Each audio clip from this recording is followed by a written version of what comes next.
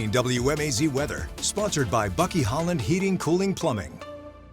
So I guess a question, Bertha, compared to like how tropical storms could play out, was pretty mild? Yeah. This one was just, even when we're looking at it, it's hard to kind of find it. You're looking for that kind of donut shape on there. And so sometimes just been kind of wobbling around out there. So we didn't want Big Bertha, and that has not been the case. So good news as far as how it could be or could have been. Here's a look over the fairgrounds, 91.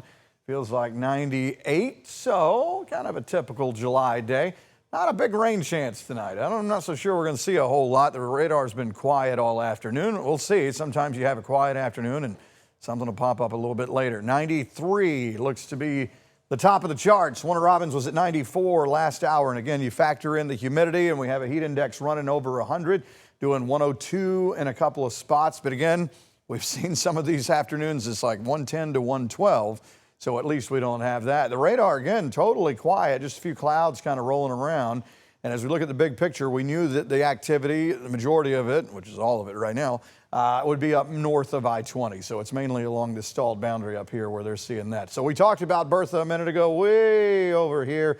Just a quick look, and tonight, this will be the last time we talk about it as it weakens on down. But just in case you were keeping score at home, there's where it is. Future View shows as we head through tonight. Again, mainly north of I-20.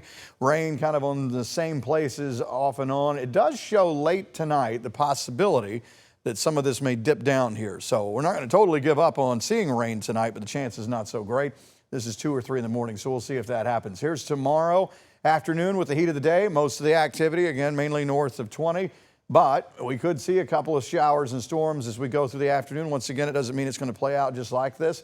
But there could be at least a more active afternoon than what we're seeing right now. There's 7, 8 o'clock tomorrow night, getting on into 10 and 11, then quieting down.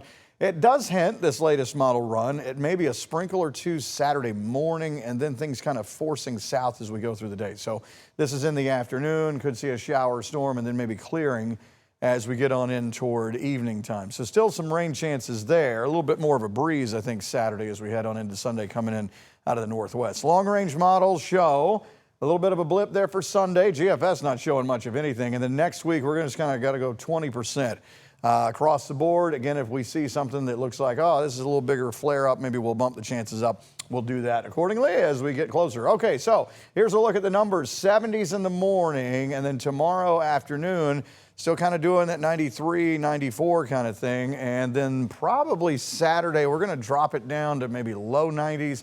Stay there a little bit for Sunday, and then mid-90s coming back in next week. Once again, some models are still calling for triple digits next week. I did go 96, 97, which once you get to 97, I beg you to tell me the difference between 97 and 100. It's all about the same once we get to that point anyway. So hot stuff on the way.